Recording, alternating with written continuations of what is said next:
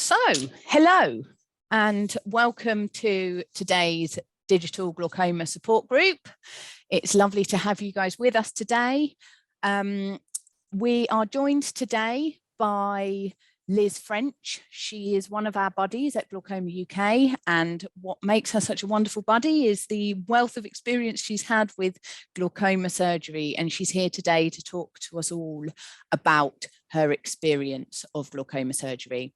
My name is Robin Asprey, and I'm the Development Manager for Southern England at Glaucoma UK, and we're really excited to bring you the new series of glaucoma support groups that is kicking off today. We will be doing 2 short polls during today's session, so I will launch the first one of those in just a minute.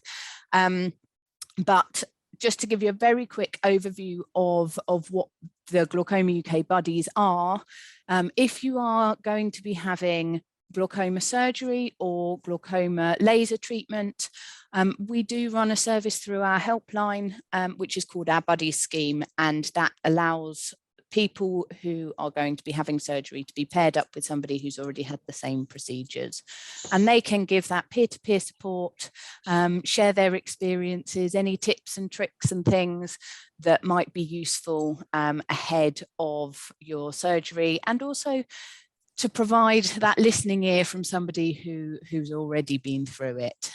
So we hope this talk today gives you quite a bit of insight into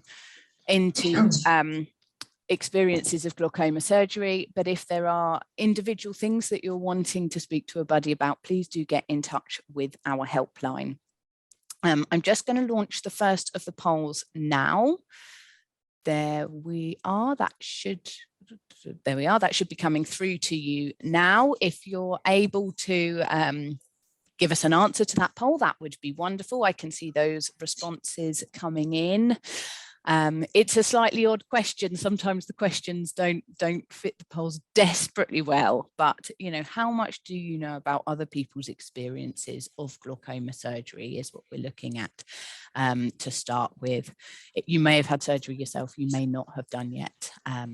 That's absolutely fine. We're all starting at different places, and we hope you all get something out of today to understand different experiences of surgery. So I'll just leave that open for 1 more minute, and I will hand you over in just a moment to Liz, who has had both trabeculectomy and tube surgery. So she's got lots of different things that she can talk about. She will start off by giving you kind of a bit of an overview. Then we're going to have a bit of a chat with some of the questions that we hear quite often. If you have any questions, we will have a question and answer session at the end where you can put your questions to Liz yourself.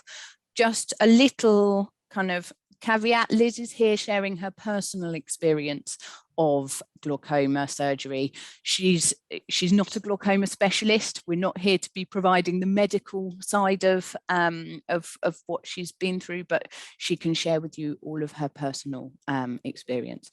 Right, I'm just going to end this poll now, and I'm going to hand over to Liz.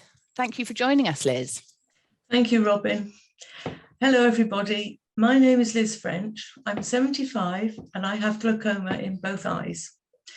I always took my sight totally for granted before I was diagnosed with glaucoma. I always thought, well, my teeth are rubbish, but at least my sight's good. My journey into the world of glaucoma started about 12 years ago. I needed a cataract operation, and complications led me to suffer a detached retina in my left eye. Once this was fixed, my sight was reduced substantially, but my right eye was still fine. That's when my self-monitoring of my eyesight started.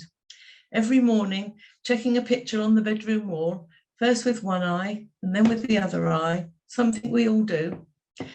I visited my retinal surgeon every 6 months with a field test, as he said the pressure was high in my left eye. Then the frightening statement, I had glaucoma worse in my left eye, but mildly in my right. I was so fortunate that it was picked up quite quickly, and I started treatment with drops. My immediate reaction was the same as everybody else. sheer panic, why me, and will I go blind? He reassured me, but even by increasing the drops and trying different ones, the pressure did not reduce, and the field tests showed a deterioration. He said the only option would be an operation, and he passed me over to a glaucoma surgeon.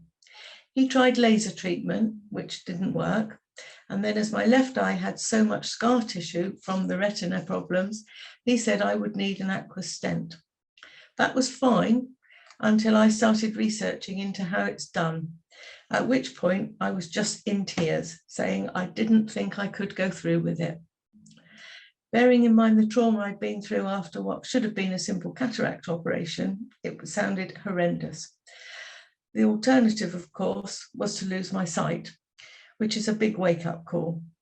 Ever supportive, my husband suggested I contact Glaucoma UK and ask to speak to a buddy. The best thing I ever did. A lovely girl from Birmingham reassured me. She said she'd actually been in tears going into the operating theatre. Afterwards, she wondered why on earth she'd been worried. Whilst I was still a nervous wreck, I did feel greatly reassured. My surgeon, Mr. James Kerwin, was amazing, extremely kind and clearly very skilled. I have to admit, at the time, I was not as enthralled as him that I would have a piece of silicone 3.5 centimetres long in my eye. Although now, of course, it's my party piece. I proudly tell anyone who will listen. My eye looks completely normal, it doesn't show at all, and I can't feel it. The only way I could see it was with the help of my daughter-in-law. I looked down, held my eyelid up, and she took a photograph. The two of us were delighted, but nobody else in the family was impressed, far too squeamish to look. As I'd been told, the operation lasted less than an hour. I felt nothing, and afterwards I was fine.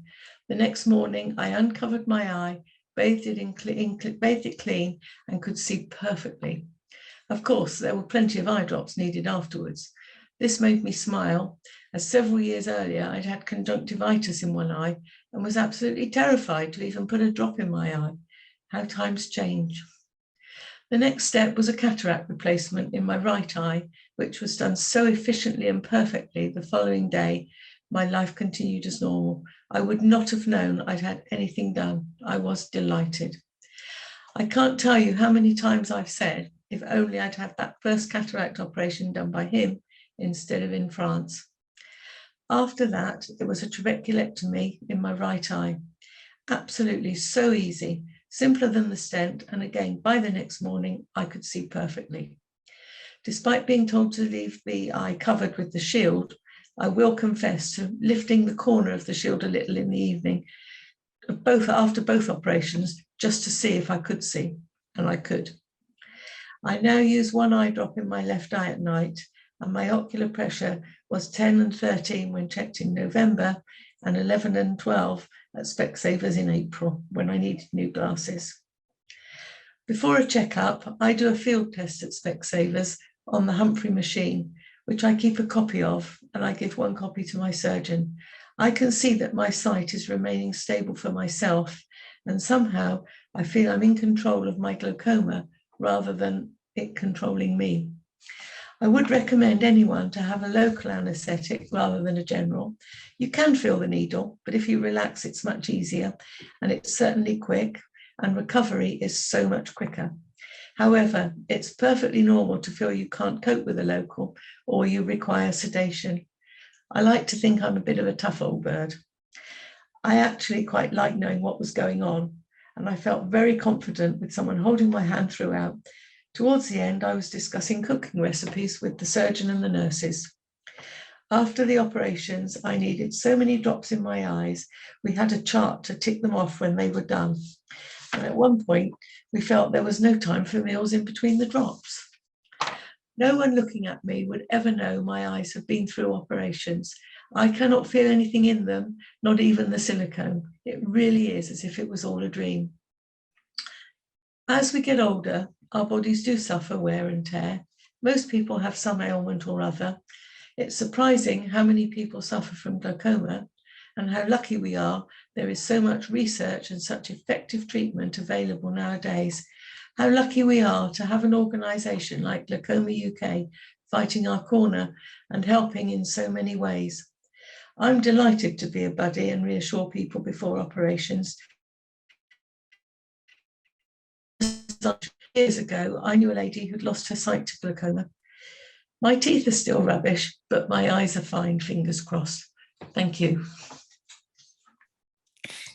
Thank you for sharing that with us, Liz. That's great. That's kind of given us a really good overview of kind of what your experience has been like, and the journey that you've been on, I suppose, throughout your glaucoma treatment.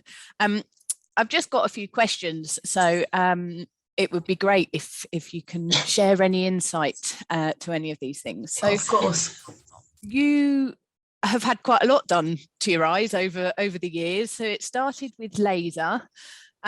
What kind of laser surgery did you have, Liz? Do you know? I was absolutely terrified of that as well, and asked if he could possibly do one eye before the other. And he said, well, of course, but it's absolutely not necessary. You will sit down, you'll be asked not to move, you won't feel a thing, and you get up and walk away and live your life. And that's exactly what happened. I think it was, I said to him, are you going to sort of puncture holes in the trabecular mesh? And he said, no, I'm actually going to just dent it. And that's all I know. But one eye worked, the good eye worked, or the trab eye, which my right eye I call the good eye, that worked for a few weeks. The left eye didn't really work at all. But then it was obvious it wasn't a success. Okay. And how did you feel when you were first told that so you had your stent first? How did you feel when you were first told that you would have to have the stent done? Because I was so frightened of losing my sight, because I do lots of knitting and sewing and craft work, and I thought I just have to, I've always been frightened of losing my sight, although I had no reason to have a suspicion it might happen. But to me, as everybody else, my sight was so important. And I was apt to, and as I said before, I actually, 30 years ago, I knew a little old lady who was blind because of glaucoma. And so I was scared. I mean, out and out terrified, basically. And so the thought of, okay, the drops don't work, you need an operation, right, go for it, that will fix it. Then I started reading up about it. And to be honest, when you start looking on the internet or in any literature about it, it is really scary. It's really frightening, far worse than the operation, believe me. And that's when I was frequently in tears. My poor husband, I'd be crying, saying, I just don't think I can do it. I really, oh, what am I going to do? I was in, however scared anybody else is, they can't be more scared than I was. And eventually I spoke to a really lovely guy. I spoke to one lady who wasn't actually sure what she'd had done. And then Glaucoma UK fixed me up with another girl from Birmingham who'd clearly had more severe problems than I did, which made me feel a little bit guilty that I was making such a fuss. And she reassured me so much. As I said, she said, I said, she obviously knew I was crying. And she said, look, I was crying when I went into the operation. You know, don't worry. There is, when you wake up afterwards, you'll just think, what was that all about? And that's exactly what happened. So I was petrified. But, you know, my surgeon was very good. He explained it all to me. It was a bit disconcerting when he showed me a piece of silicone that he intended to put in my eye. And I have actually spoken to somebody who thought, you know, he'd come out of the operation with a piece of plastic sticking out of his eye. But no, I mean, it's totally invisible. I can't feel it. And as I say, my daughter-in-law, who's actually a doctor, and I had to go to great lengths to try and get a photograph so that I could actually see it, because it's just, you can't tell. You really can't tell at all. And did you feel differently after you'd had the stent done and it was, the procedure was okay? Did you feel differently then, knowing that you were going to have the trab? Were you kind of calmer, or different procedure? I mean, I knew the trab would be easier, because obviously it is a lot easier, it's a bit quicker and it's a lot easier. I think having had the trab and it was so successful, knowing that I could totally trust the surgeon, And when he did the cataract operation, and it was so simple compared to what I'd gone through before, I knew I had total trust in him. And so I was, for the trab, I was very confident. And honestly, anyone having a trab, there is really nothing to worry about. It is so simple, so quick. Probably the worst bit about any of it, and this sounds ridiculous, is trying to keep up with all the drops you need afterwards. Yeah, absolutely, absolutely. And you said that you kind of did research on the internet and things to find out what was going to happen. How did you kind of speak to professionals about that? Were you given an opportunity to ask questions to consultants and things? Kind of, how did you prepare from that point of view? Well, I was very fortunate in that I had my treatment done privately. And so I only ever saw my consultant, and he was just delightful. He was clearly used to looking after terrified old ladies, and he explained everything to me. And the only thing I would say, he said that when you have a local anaesthetic, I mean, the needle does go into your eye. And he said to me, it's actually a bit like when you have an injection at the dentist. And when I had the first one, I was very tense. I held myself very tense and very rigid. And it does hurt. I wouldn't say to anybody, it doesn't hurt. The second one, when I had the trab done, I realized you actually just relax as you would in the dentist, and then you can't feel it at all. Well, you can feel it, but it's so much less. So I would say to anyone, if you're going to have a local anesthetic, just relax. Don't hold yourself tense, because as at the dentist, the injection hurts more. Whereas if you relax, it's over so quickly. And I did say to him after the first one, that was far worse than going to the dentist. But that was my fault for being so tense and holding myself so rigid. Although understandable, I think.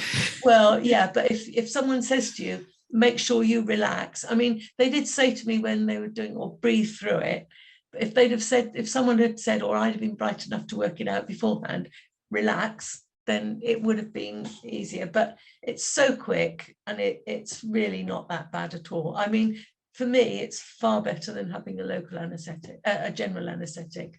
I'd have a local every time. Great advice.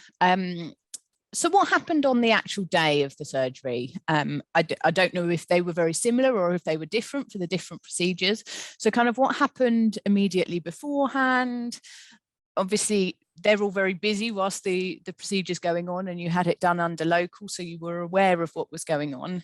And then kind of what happens afterwards? Were you discharged quite quickly? Would you kind of talk us through that period of time on the actual day? I went into I had the operations done at QA in Portsmouth in the eye hospital there. And I went in, they made sure I was me, checked which eye they were doing, and all the various things that the staff do before an operation. They took me through to their operating theatre, which is like a big sort of seat, very much like a dentist chair. Your head does fit into a sort of slot, doesn't feel at all restrictive. It just feels very, very comfortable. But obviously they don't want your head to move. They cover the rest of your face to protect it from your eye from infection, so that everything is covered up except for your eye. And I think actually they did the local anaesthetic first into my eye, and immediately your sight goes blurry and it looks as if you're looking through water. I laid down, they covered the rest of me up. Someone sat by the side of me and held my hand the whole time.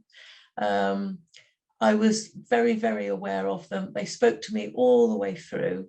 The surgeon continually reassured me, said what was happening, and was chatting. He actually had a student watching what he was doing at the same time. They asked if they could video it, if I minded if it was videoed. Well, I mean, the only bit of me that was apparent was an eye, so it really wasn't a problem at all. and it lasted under an hour, I think. It seemed to all go very well. And towards the end, as I said, we were chatting away, and we ended up talking. He said, I've got a tip. He said, if I make pizza bread, I save a bit and use it for garlic bread the next day. So, I mean, this is how relaxed it all was. It was absolutely fine. When they'd finished, they uncovered me, and they do hold your eye open. So you think you're blinking, but because the other eye is, but you're not actually blinking. They uncovered me. I had a plastic screen guard over my eye, and they took me round to another room to sit down with my husband. The surgeon came and saw both of us. Everything had been absolutely fine. Gave me a cup of coffee, and I refused the biscuit because I'm always on a diet. And then within half an hour or so, they got me the drops that I was going to need and sent me on my merry way. The following morning, I had to go back at 8 o'clock. When I woke up, I had to, this is for both of the operations, I had to wash it with sterilized water. And they said, you can put the shield back on or leave it. So I actually put glasses on to protect my eyes from any dust or anything, and went in, and he had a look and was absolutely delighted.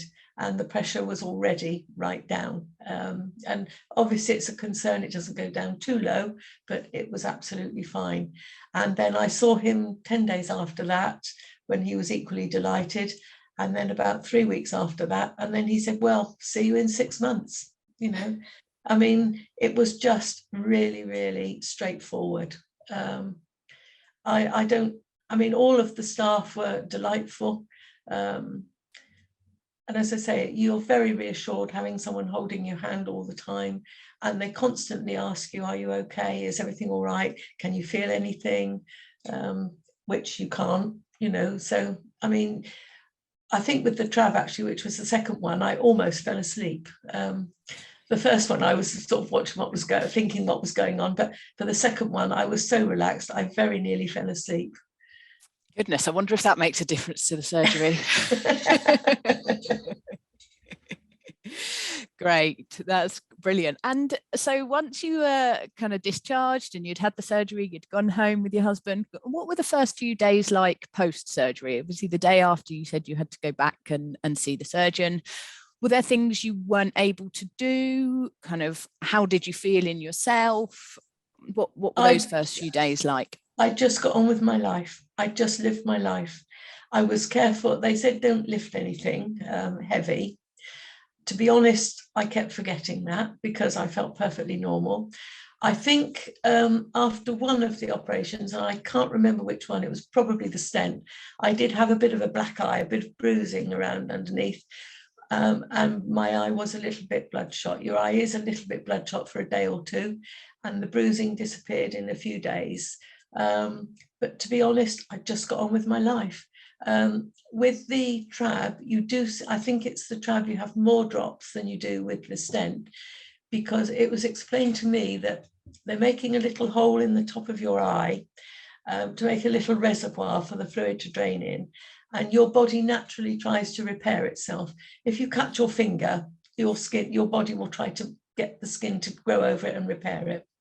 And they're making a little cut in your eye, and it's so important that that cut stays there and doesn't self-heal. So some of the drops were to stop it healing. So all I remember really from the trab is there were so many drops. And to start with, some of them were, I believe, every 2 hours. But I had a chart and we ticked them all off. And we worked out when we might be able to get a meal in between the drops, because there were so many different ones, so many 4 hours, so many 2 hours. And I was very fortunate that I had a husband who's quite prepared to put drops in my eye, and that makes it so much easier if you've got someone. If you're on your own, it is a little bit tricky, because there are just so many. It's only a short period of time. And I mean, I think after 6 weeks, I think I might have seen the surgeon after 3 weeks, then after 6 weeks, then after 6 months. And after 6 weeks, I mean, I was completely back to normal. But to be honest with you, I could see perfectly the following day. So, and I had no pain, absolutely no pain, no discomfort, nothing. Even though I had a bruise I couldn't feel it. I could not believe how easy the whole procedure had been. That's great. I'm pleased things were that plain sailing for you. That's great. So was that what were you expecting that, or were you expecting life to have to adjust quite a bit for a while afterwards? I think I'm quite positive, and I just always expect things to be okay. So I wasn't really planning on anything. When I had the cataract operation on my right eye, I said to my surgeon, okay, so how long is it before I can bend forward? Because I'd been told, you mustn't bend over and look down. And he said, half an hour. And I said, oh, I thought it was sort of a day or something. And he said, not the way I do it. He said, you've got to cut 2 millimeters long in your eye and you go home and live your life. And to be honest, that's what I did after the other operations as well. Great. And more importantly, it's great that you were given that advice. So different surgeons, different consultants may have different kind of advice dependent on the surgery that they do and how they carry it out. So please do always check that with your surgeons and follow the advice that they're giving you, to make sure that, if I'm saying this to everybody, Liz, not to you, that if there are things that we should be mindful of and careful of, like the lifting, like the bending post-surgery, that you are doing what you need to do to make sure that you're looking after yourselves and your eye. But yeah, I think it's a great kind of attitude to have, that life goes on, and it's trying to find that rhythm and that flow to life again after the surgery is certainly a really positive way of looking at it, despite the constant interruptions of multiple eye drops. So your vision was restored. You had clear vision almost straight away. I mean, I have a problem with my left eye because of the detached retina. I have no sight in the right side of my left eye. But apart from, obviously my right eye compensates for that. And I can actually see very well with both eyes. I mean, I can see, I wear glasses for reading, but I can see into I've also got distance glasses for driving, but they're very, very low prescription. I hardly need them. And when I had my eye test in April, I said to the guy in the opticians, okay, so we're saying my right eye is good for driving, but my left eye might be not. And he said, I think both eyes are good for driving, because obviously once you have glaucoma, you have to tell the DVLA. Because I'm over 70, I have to have a new driving license every 3 years. So when I apply for a new one, I have to have an eye test. I have to do a field test with a Specsavers shop that's not too far away from me. Much, much simpler than the field tests we do for glaucoma. Obviously, with the glaucoma one, it's one eye and then the other eye. With the DVLA, it's both eyes. So it's very simple and very straightforward. And I consider that I don't have a problem with my sight. So I am extremely fortunate, because when I do a field test, there's quite a lot of black on it. So you would think, oh dear, but it's really, and the great thing is it's been completely stable since I had the operations a few years ago. My eye pressures have been completely stable. If I could say one thing, most people do think that the eye pressure is the most important thing with glaucoma. Your eye pressure can vary at any time of the day.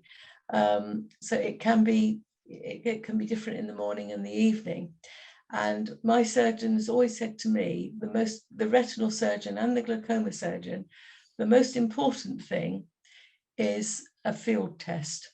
And they tell, and I know with other research done with glaucoma, they measure things by a field test. And I go to Specsavers every 6 months and do a field test. You pay, sometimes they charge me £25, sometimes they don't charge me anything. I can't understand why.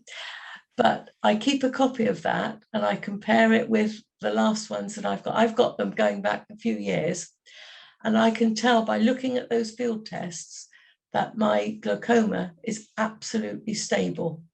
And any surgeon needs a field test to check. The pressure's indicative, but the field test is the measure they have to see if your glaucoma is worsening or if it's stable. So if I recommended anything to anybody, it would be go to Specsavers and get a field test done. They might say they can't do it, but they can. Make sure it's a Humphrey machine and have it done every 6 months. And you can tell yourself by looking at it, you gradually get to understand. At first, it just looks like a whole lot of hieroglyphics, but you do get used to, you do understand. And the surgeon pointed out a few things for me to look at to check. And I'm very confident that I don't have to worry about my eyes. And have the opticians generally been, or when you've kind of been to have visual field tests done at Specsavers, have they been happy to give you printouts of the results? Yeah. And do they ever talk to you about what they kind of can see? Obviously, you've got quite a good understanding. No, they don't. They don't. Honestly, they don't know enough about it. I mean, they know how to operate the machine. Yeah. But it has to be a Humphrey machine. That's the go-to machine that the surgeons all use. But no, the staff don't. And they say, oh no, we can't do that. And I say, yes, you can. You do it every 6 months and you give me a copy. And they sometimes want to know who they should send it to. Nobody, give it to me. I see my surgeon, I give it to him. So, you have to be a little bit forceful, but you can do it and they can do it. And it is such a good way of knowing that your eyes are fine. Is that one of the things that helps you kind of feel as though you're in control of your glaucoma rather than the other way around? Absolutely. I mean, I know when I go for an eye test, I have a test in April earlier this month for some new glasses. And I said to the guy, okay, so you tested the pressure, what was it? And as soon as they tell me, I know. And I also have a son who is 46, I think, who very much takes after me. One son takes after my husband, one takes after me. And I honestly, he said, I said, you must go to an optician because it could be hereditary. You could get glaucoma as well. And the sooner it's picked up, the better it will be for you.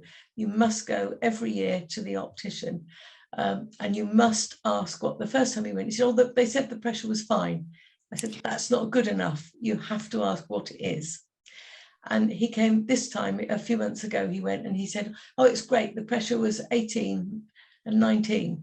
And I said, at your age, that is not great. He said, oh, the limit's 21. And I said, yeah, mine is 11 and 12. Your dad's is 11 and 12. He's got no problem with his eyes.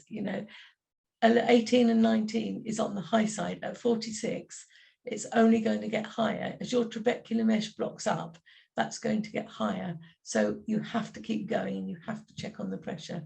So, but that's from the pressure angle. But then, the field test is what the surgeon will do. Once the pressure is up there and you've got the glaucoma, the field test is what they use to measure if it's deteriorating or if it's all stable. Yeah, and that's a really good point, actually, making sure that you're talking to your loved ones about your glaucoma and encouraging them to be being checked out as well. Absolutely. Yeah. Did your prescription change at all after either of your surgeries? Yes, I was using lots of drops prior to that. I mean, I think I was using 1 in the morning and 2 at night in both eyes beforehand. Now I use 1 drop in my left eye at night. Latanoprost and timolol combined, and I just use that 1 drop every night in 1 eye. That's it. This eye doesn't need anything, but the stent eye, that just has that drop. I mean, the pressure in that eye is around 11 or 12 or 12 or 13, so quite possibly it would still be low without it. But to be honest with you, 1 drop every night in 1 eye is really no great hardship. So absolutely. And did your glasses prescription change after your surgery? Unfortunately, they knew that I'd had a cataract operation, so she made the glasses far less strong. I couldn't see a thing. But basically, no, it didn't. It was once I went back and said, I'm sorry, I can't see through these. So they put them back to what they were before, and that was absolutely fine. But distance, I don't have a problem. It's only close up for reading, and they're sort of slowly getting stronger. as I add to the advancing years. Great. Probably a big question here, but do you feel as though the surgery has improved your life? Oh, without doubt. Without doubt. I mean, I don't have that fear, will I go blind? You know, can I see? I know I can see. And I know from the field test that my glaucoma is stable. And so I've got no problem. And I also know that I can, if I've got the slightest problem, I can email my surgeon and go and see him straight away. But I don't need to do that. Now I see him every 9 months. And to be honest with you, I probably don't need to go and see him. But we quite like having a chat. So I don't mind paying him, and I like the reassurance. And we have he's extremely pleasant. We have a nice chat, and he is delighted to see that it's working. When he'd done it, I said to him, okay, so we're stable now. How long is this going to last? And he said, the first ones I did were over 20 years ago, and theirs are all still working fine. So he said, he actually said to me, I think we can say you've got 30 years of really good sight ahead of you. To which I said, to be honest, I don't think I want to be here in 30 years. So he now changes it and says, I think you'll have meaningful sight for as long as you need it. That must be a great reassurance. Oh, it most definitely is. Yeah. Yeah, I can imagine that kind of taking quite a weight off your shoulders. It does, because I mean, whatever you've got wrong with you, you're going to worry about it. My friend's got Parkinson's disease, you know, if you've got cancer, if you've got arthritis, you're going to worry, do I need a new hip? Do I need a new knee? You know, everybody worries about it. And particularly eyes people are so squeamish about eyes. Absolutely. We've had a few questions come in the chat, so I'm keen that we get a chance to answer those. If anybody has any other questions, please do pop them in, and we can make sure that we have a chance to ask Liz. The first question, and in all honesty, I hope it means more to you, Liz, than it does to me. It says, did you have a buckle after your detached retina? I've got no idea what a buckle is. Okay, so we're going to guess not. I had the cataract operation, and the surgeon didn't actually attach the artificial lens correctly, so it moved. Okay. And I had a holiday home in France, and I thought, oh, it's easy to have it done here, and they messed it up completely. And I came back to England, and I was due to have it realigned and put in properly, and the day before, the retina detached. So I went to the hospital, not able to see anything out of that eye. He took one look at it and got me straight in touch with the retinal surgeon, who said, I haven't got a list today, but I can do it tomorrow. And so I went along and he did it. And to be honest, a detached retina is much worse than a trab or a stent. I mean, it's you have to look down afterwards for a week because you've got gas in your eye, holding it all in place. I won't go into all of that because it's irrelevant, but it is very complicated. But I've got no idea what a buckle is. Okay, so we've got one here that I think we've already touched on, but so we were asked, what restrictions were you under after the shunt? So you mentioned lifting a little bit. Was there anything different between the trab and the shunt that you were kind of advised for afterwards?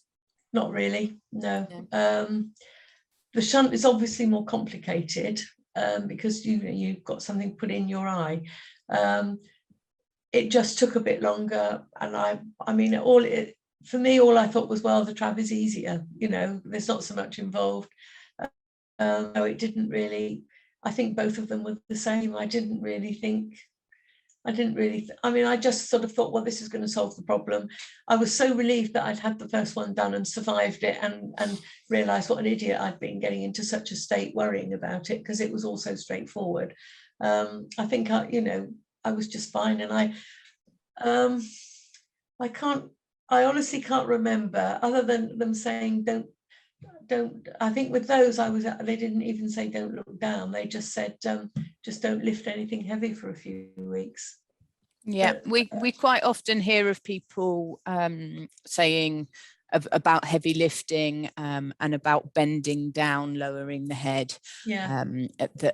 To be avoiding that. And obviously there's the restrictions of the drops that are needed after surgery as well, that take a bit of organization, I think, in terms of kind of... The drops take over your life for a few weeks. That's the only difference. And they were, you have drops for both operations. I fancy there were more drops for the trab, but I can't honestly remember. But I think they were slightly worse. They went on for longer, I think, because you have this problem. You don't want the reservoir to heal up. And obviously, depending on how the surgery has gone, there's follow-up appointments and things as well, that it's really important that you have time in your diaries and things to make sure that you can attend all of those, so that it can be... Right. Yeah, definitely. I mean, I'm retired, so it was no problem for us. And the local hospital is 5 minutes away. So for me, it was all very, I mean, where I had the actual operations in QA in Portsmouth, that's about a quarter of an hour, 20 minutes away. But the hospital the small hospital I go to see my surgeon, I think it's actually 7 minutes drive from here. So, it's all very easy for me and very straightforward. Yeah, so there's the logistical things as well as the physical things. All of the eye specialists will give you advice on aftercare, and obviously if you're working, there may be things that you need to be aware of as well, depending on your job. You may need to wear protection on your eyes and things for longer, especially if you're in kind of dustier or whatever working environments and things. So do make sure, if you're having surgery done, that you have those conversations with the surgeon, so that they can give you specific advice to your circumstances at that time. We've had a couple of people asking about blurry eyes, especially in bright lights after the trab. Were you affected by lights at all? Lights are a little bit of a problem. I do find that, having said this, I think most older people feel exactly the same, that driving at night is not a pleasure. I avoid it, because with oncoming headlights, then I do find that a problem. Even if my husband usually drives at night, and I still find it a little bit of a problem, particularly if it's raining and the weather's bad. But then, having said that, so does he, and his eyes are fine. You do find bright lights affect it, but I'm not quite sure whether that's after a cataract operation or whether it's after the glaucoma operations, because I think once I got into this sort of operation lark, I sort of found that lights were a bit more of a problem. But I can't say, it doesn't stop me doing any, other than, I would not choose to drive. If I had to drive at night, I would drive at night. I mean, when my husband had to have a hip replacement, I had to drive home. Again, it was only 7 minutes and it was dark, and I could do it, but it's not something I would choose to do. But the lights are, you are aware of bright lights more. I don't get blurry eyes, but you are certainly more aware of lights, I would say. But I can't honestly say it's a big problem in my life. Have you tried tinted glasses or anything like that? Well, I have my long distance glasses that are the ones that go dark in the sunshine, and so I can never remember what they're called. But anyway, yeah. My husband always knows, so I rely on him. But they change if you're in the bright light. And I do tend to wear sunglasses more outside. I do find if I go out in bright sunlight, I can't look at the light. I need to look down. So I do wear sunglasses a lot more. But I like to think that makes me look more like a film star, really. Somebody else has just posted on here saying they've had trabs on both eyes and bright lights do affect them. So yes. Yeah, it's one of those things. It affects some more than others, but there are tinted glasses that you can get that may help. So do raise the issue of lights when you're able to speak to somebody, and there may be things that could be done to help with that. I know that you said somebody had asked about whether your eyesight was blurry after the operation. I know you've said no, yours wasn't, so that's great. But some people do find that their vision is blurry and that it can take a little while to settle down. So I don't want people to kind of leave here thinking that there's a serious problem if they've recently had surgery and their eyesight is blurry, but please do mention it to your eye specialist, and they will be able to let you know whether it's kind of normal blurriness or something that needs to be addressed. So yeah, not everybody gets blurriness, but some people do report that. One person has said the 6 monthly field test that you have done, is that one eye at a time or both eyes together like the DVLA test? No, it's one eye at a time. So you do one eye and then the other, and it can take 3 or 4 or 5 minutes depending on your eyes and how you do for each eye. But it's not like the DVLA one is much easier, where I mean you actually have to put your chin on the spiky bit there, whereas for the glaucoma ones you're one side or the other. So it's both eyes. Yeah, great. But very worthwhile doing. Fantastic.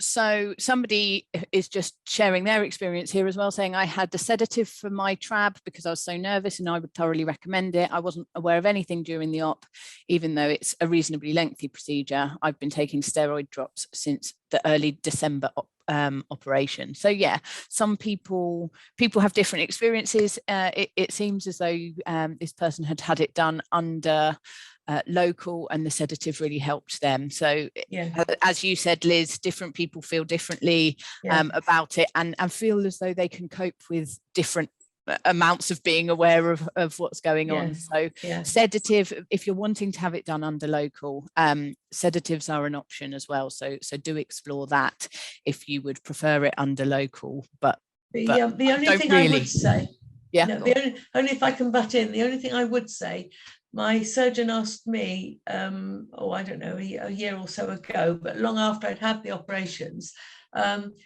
would I recommend a local anaesthetic to people? And he said, out of 1 to 10, what was the score for recommending a local? And I said 11. I said I would far rather have a local. And the big problem that the surgeons have is that if you have a general anaesthetic or sedation, they have to have an anaesthetist there. Whereas if you have just a local anaesthetic, and I was offered sedation, but I said no, I didn't need it. But if you just have the local without, then your operation can often be a lot sooner, because they don't need to get anaesthetists involved as well. So it can be a little bit quicker. You can be fast forwarded slightly. Because it requires less people, and apparently there is a shortage of anaesthetists. I think there's a shortage of everybody, but there is a shortage of anaesthetists.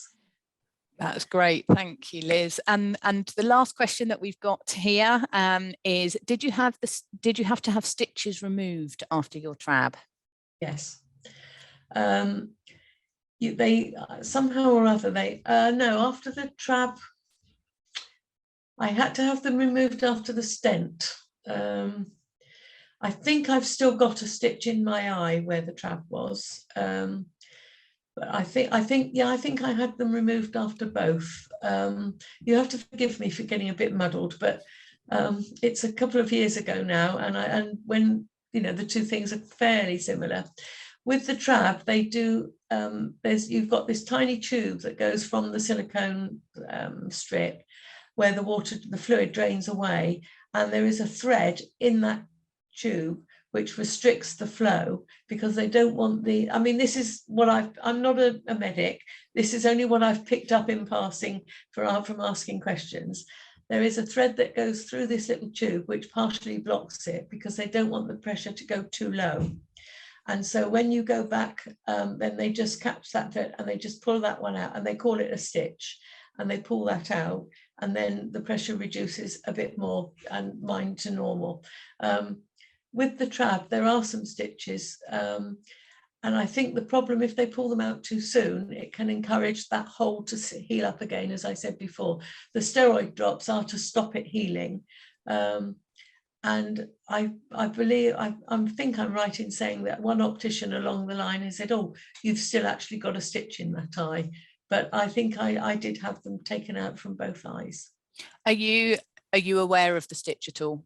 No, not in the slightest. Honestly, to look at me, you can't tell that my eyes are any different. I can't feel anything. I mean, at first I thought, oh dear, I mustn't rub my eye. I might move it. I might do something, you know. After a little while, I forgot all about that. And I mean, they've just both been perfect. Great. I mean, I'm touching wood as I say this, because, you know, I can't believe how fortunate I've been. Yeah, absolutely. And somebody's asked, saying, what was the name of the stent that was used? Do you know? Oh, I did, but I really can't remember. Was it a Barvelt? What's the other one? Ahmed. The Ahmed, I think, has a valve already. I No, think it was the first Barvelt. one. Yeah. That's the one that they use the stitch in. Yeah. There are a couple more, but those two are the most commonly used ones. No, that was the one. Great. Wonderful. Right, we have come to the end of all of the questions, which is a miracle. I don't think I've ever got to the end of questions before. That's we clearly left enough time this time. Thank you ever so much, Liz, for sharing your experiences with everybody today. It's been really, really insightful to be able to you know, ask you lots of different things. So I'm going to launch the second poll now. If you're able to give me your answers to this. We use all of this information to show how our digital support groups are going and what people have got out of them. So thank you very much to everybody who's filling these in. On the topic of feedback, we also will send out an email with a survey link, and the link will come up at the end of the Zoom meeting. Please, if you are able to, do fill in that survey for us. We use all of the information that we get from that to try and make these sessions the best that they can be.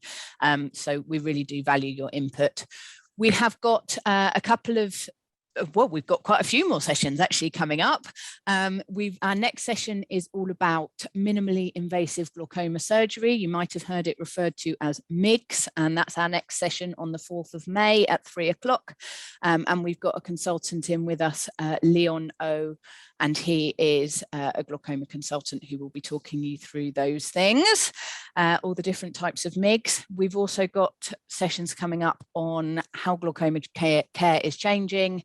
And we've also got a session with our helpline team talking about frequently asked questions, giving some answers there for all of you rather than individually on the helpline. So fingers crossed that those are useful, and we would love for you to join us for those sessions. And I'm going to end the poll now. Where am I? Thank you for everybody who has responded. That's great.